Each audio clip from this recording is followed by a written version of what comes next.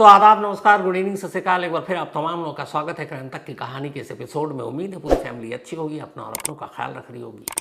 हुआ यूं कि फ्राइडे को अचानक जब सुबह उठा तो लगा कि तबीयत ठीक नहीं है, कोल्ड और फीवर। और इस वक्त दिल्ली में एक अजीब सा वायरस चल रहा है। मेरी टीम में बहुत सारे लोग इस वक्त बीमार हैं, दफ्तर में बहुत सारे बीमार हैं। हमारे आमिर हक, उनको डेंगू हो गया। दीपक अभी अभी फीवर से उठा है। सुप्रतीम बनर्जी, जिसे आप सुनते हैं डेली दोपहर को, उसे फीवर, उसकी वाइफ जेसी को फीवर, उसके बेटे निंटू को फीवर। वो भी आज दफ्तर उसने अटेंड किया। इसके अलावा कितने लोग हैं दफ्तर में जो बीमार हैं। अब ये पता नहीं या तो मौसम है या क्या है। मेरी थोड़ी सी बेवकूफ़ी ये थी कि आजकल दिल्ली में झमाझम बारिश हो रही है, तो लास्ट वीक एक दिन मन किया तो बालकनी में जाकर बारिश के नीचे बैठ गया, नहाया, डांट खाई। और फ्राइडे को तबीयत ख़राब, तो फ्राइडे इसलिए गायब था। फिर सैटरडे भी नहीं था, संडे भी नहीं था। 3 दिन बिल्कुल रेस्ट, घर में सीधे सीधे एकदम हंटर लेके ये कहा गया कि घर के बाहर कदम भी रखा तो सोच लेना। तो फिर जो भी कहा सावी ने वही माना, घर के अंदर था, सिर्फ आराम किया। लेकिन बहुत सारे लोगों के मेल आते हैं, तो दीपक ने आइडिया दिया। मैंने कहा अच्छा आइडिया है। मैंने कहा 2 दिन कहानी सुनाऊंगा नहीं, तो फ्राइडे एंड सैटरडे कुछ पुरानी स्टोरी चिपका दी थी। आप लोगों ने वो भी देख ली, सुन ली। कुछ ना होने से तो बेहतर है कुछ हो, चाहे वो पुरानी हो। तो इसीलिए ये नया एक एक्सपेरिमेंट था, फ्राइडे सैटरडे। बहुत सारे लोगों के मेल भी थे, सर पुरानी स्टोरी चिपका रहे हो आप। मजबूरी थी। अभी भी पूरी तरह से ठीक नहीं हूँ, लेकिन कब तक छुट्टी लूँ, इसलिए दफ्तर आ गया। थैंक यू सो मच आप तमाम लोगों के मेल के लिए, तबीयत के बारे में जानने के लिए।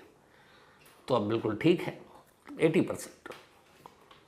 अब आते हैं आज की कहानी के ऊपर। लेकिन आज की जो कहानी सुनाऊं उससे पहले आज के असल में जो शुरुआत एक इन्फॉर्मेशन दे रहा हूँ। यकीन नहीं होता कि हम 21st सेंचुरी में हैं, 21वीं सदी में भी ऐसा होता है। मध्य प्रदेश में एक जगह है गुना। इस गुना में लास्ट वीक एक पंचायत बैठी, भरी पंचायत, सैकड़ों लोग, और उस पंचायत के बीचों बीच एक महिला बैठी। पंचायत शुरू हुई, एक मुकदमा चला उस पंचायत में। मतलब कोई पुलिस, कोई जज, कुछ नहीं, पंचायत। अपने देश के बहुत सारे गांव ऐसे हैं जहां पंचायत आज भी सबसे ताकतवर है। तो मुकदमा ये था कि इस महिला पर इल्ज़ाम था कि इसने अपने पति को गला घोंटकर मारा है। पंचायत बैठी, पूछा गया महिला से। काफ़ी तरफ से लोगों ने अपनी अपनी बातें रखी, और आखिरकार उस महिला ने पंचायत के आगे, आप तो दबाव में या जिसमें भी गए आप, उसने कहा हाँ, मैंने अपने पति की गला घोंटकर हत्या कर दी थी, क्योंकि वो बीमार था और लगातार उसकी बीमारी से मैं तंग आ गई थी। ये उस पंचायत के दौरान की बातचीत। अब ये मीडिया तक बात पहुंची, पंचायत को किसी ने शूट किया, उसके विजुअल आए, पुलिस तक पहुंची। तो फिर जो पूरी कहानी निकल कर सामने आई वो ये कि इस महिला के पति की कुछ दिन पहले मौत हो गई थी।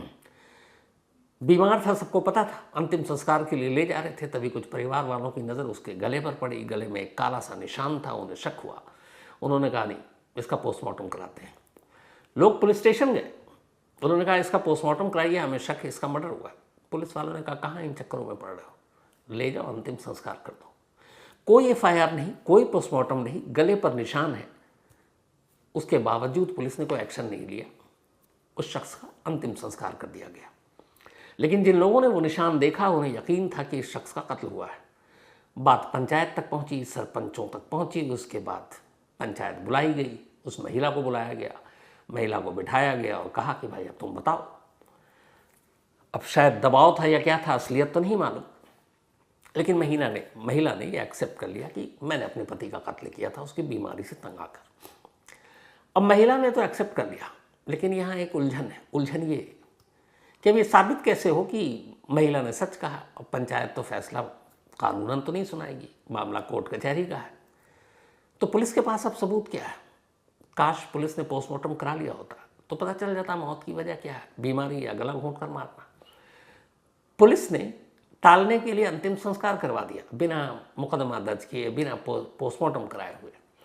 और अब ये महिला जब अंतिम संस्कार हो चुका तब पंचायत बैठी और पंचायत के सामने इकरार जुर्म कर रही है। इस इकरार जुर्म का कानूनी पैमाना क्या? क्योंकि सबूत तब है नहीं, अंतिम संस्कार हो चुका। लाश से कोई ऐसी चीज़ अब मिलेगी नहीं जिसके ज़रिए आप पोस्टमार्टम करें और मौत की वजह पता करें। तो एक तरफ महिला का इकरारनामा पंचायत के सामने, जिसकी कानूनी मान्यता नहीं है। और दूसरी तरफ पुलिस का ये रवैया। 21वीं सदी में मध्य प्रदेश के गुना जैसे इलाके में एक पंचायत इस तरह से बैठती है और एक मुकदमा, कत्ल का मुकदमा सुनती है, जिस मुकदमे को पुलिस ठुकरा चुकी, जिसमें कोई FIR दर्ज नहीं, कोई पोस्टमार्टम नहीं, कोई मर्डर का केस नहीं, लेकिन पंचायत उसको टेक ओवर करती है।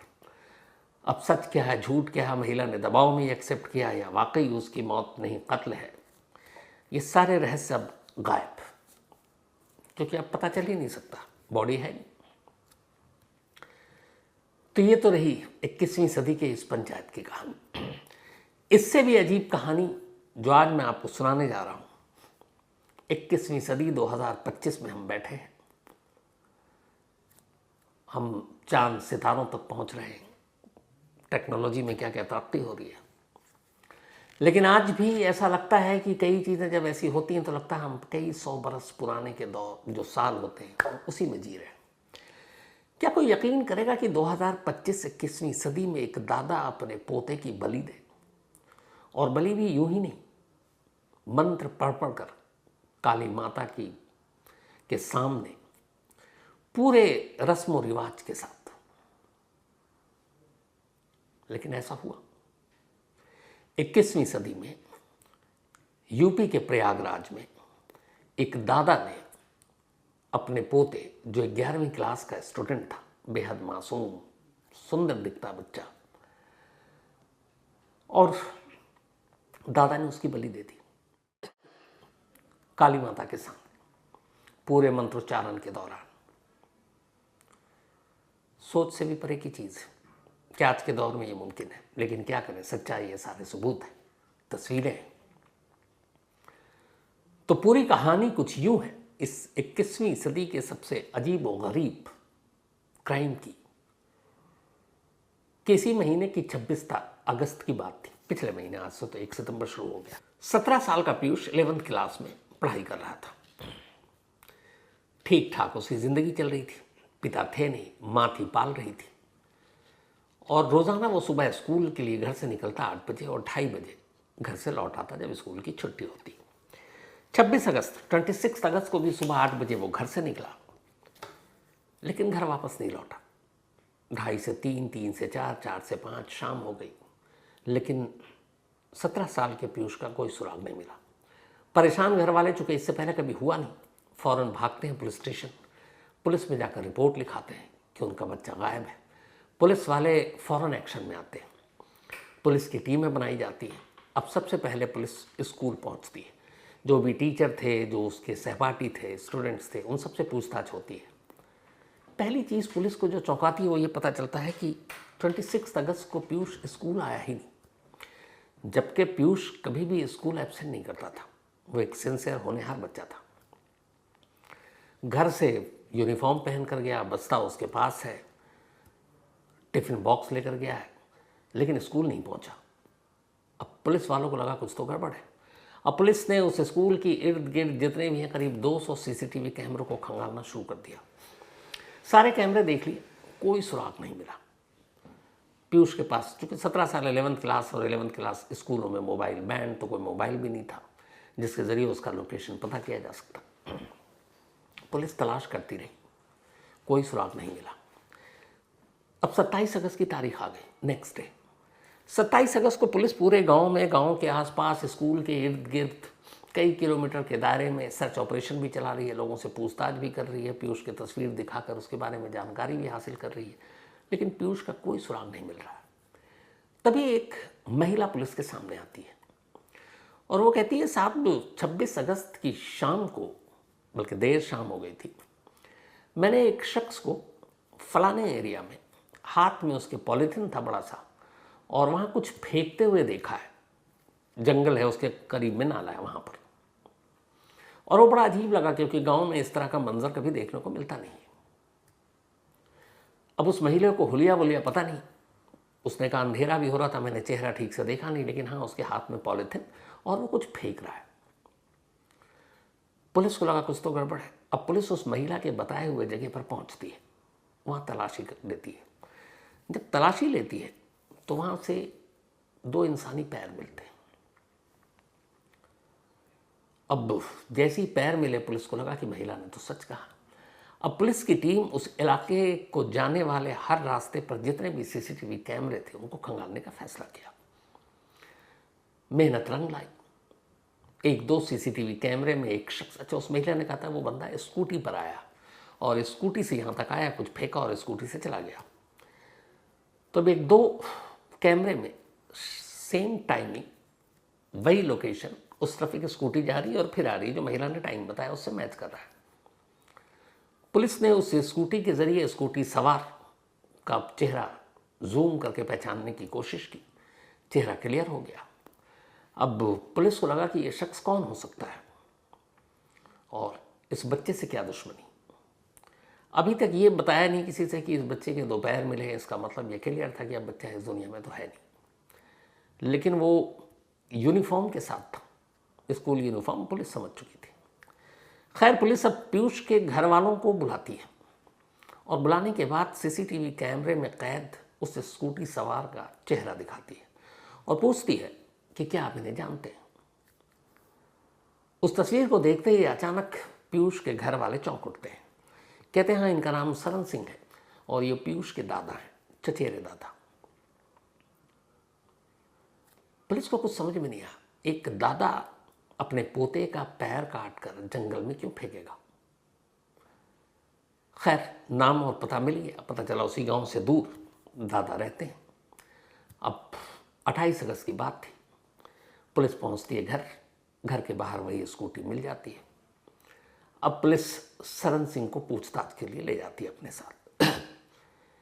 जब सरन सिंह को पूछताछ के लिए ले जाती है तो उतनी देर में कुछ पुलिस की टीम उनके घर की तलाशी लेती है। जब पुलिस वाले घर के अंदर पहुंचते हैं तो बाकी गांव के तमाम घरों से अलग एक कमरे में एक अजीब तस्वीर उन्हें दिखाई देती है।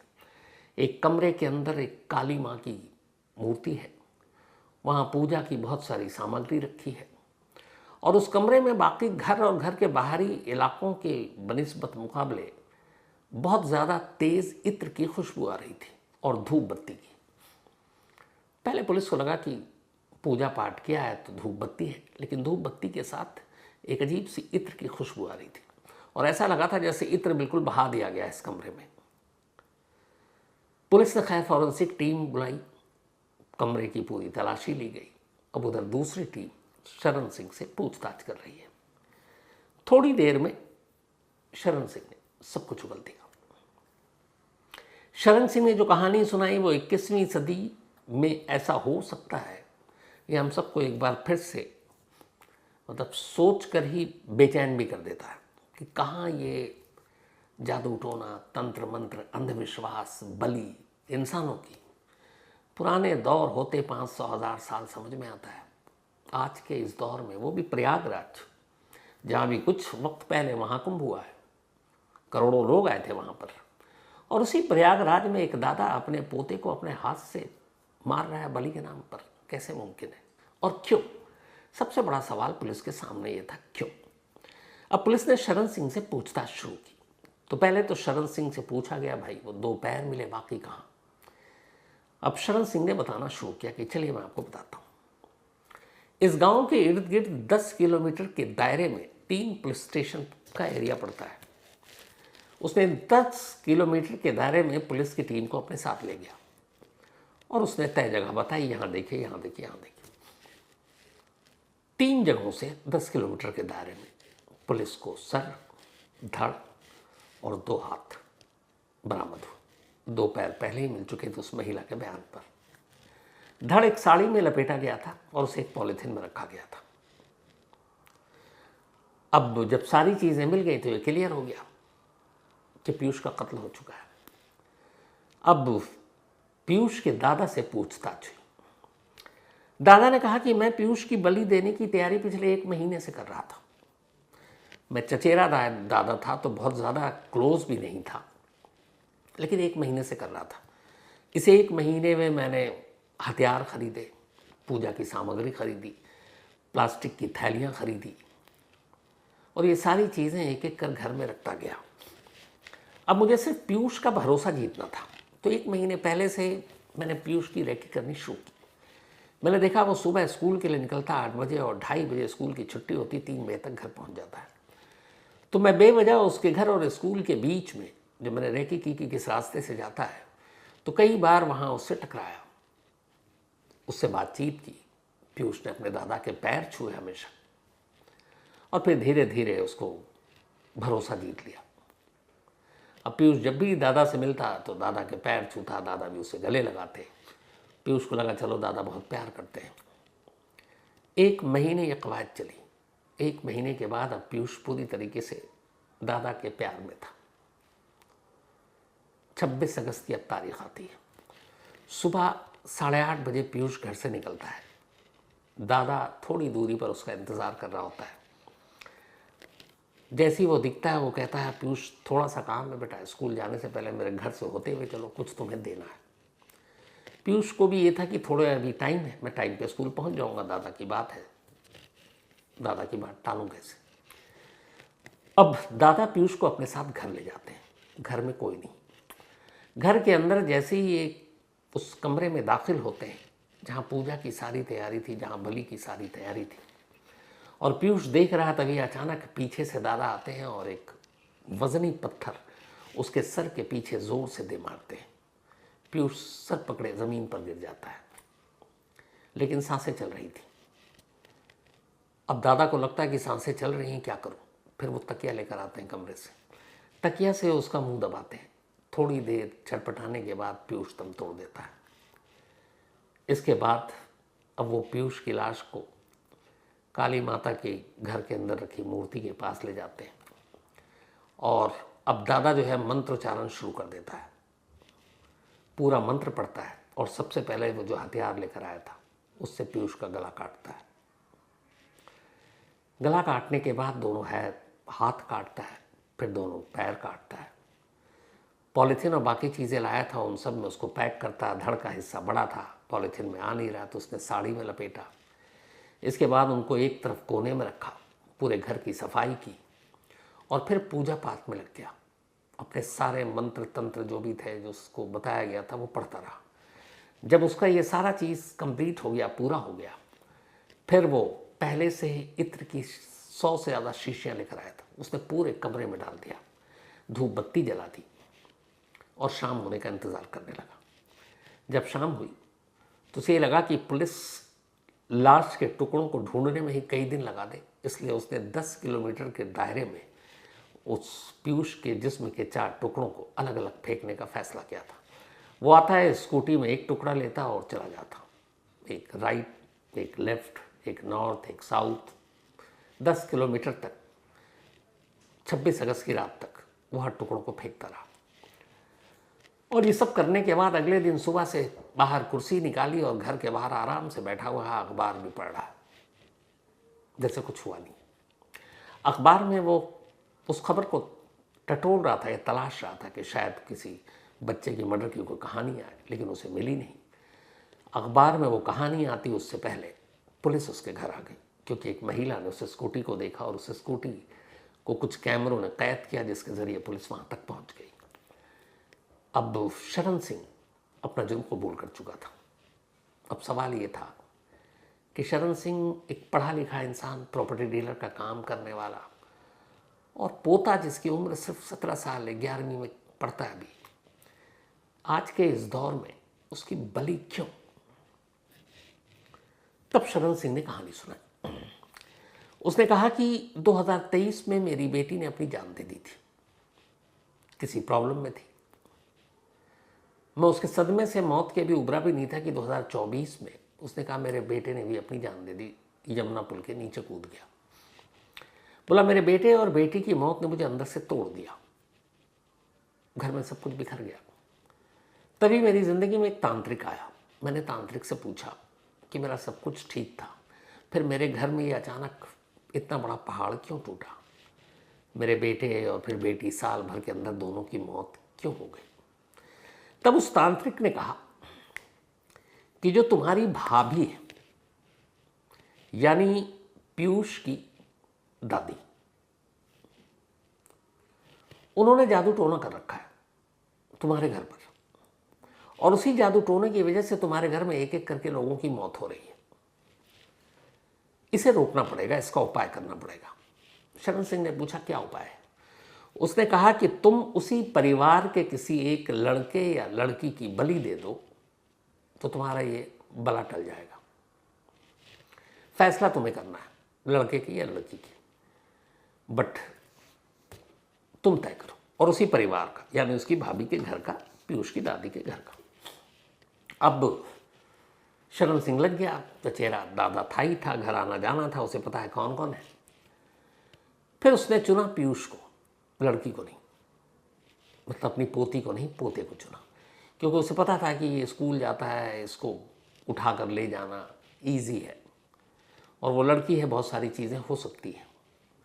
फिर इसने 1 महीने तक रेकी की। इस दौरान में उसने सारी पूजा सामग्री के सामान खरीदे, तांत्रिक ने उसे तंत्र मंत्र की सारी क्रियाएं बताई, उसे बताया कि घर में लाने के बाद क्या क्या करना है, कैसे बलि देनी है, बलि देने के बाद क्या करना है, ये सारी चीज़ें बताई। और उसी अंधविश्वास में, चूँकि घर में 2 मौत हो चुकी थी, बाकी मौत ना हो, और ये था कि भाभी ने तंत्र मंत्र कर रखा है, जादू टोना कर रखा है, 11वीं क्लास में पढ़ने वाले एक 17 साल के मासूम की बलि ले ली।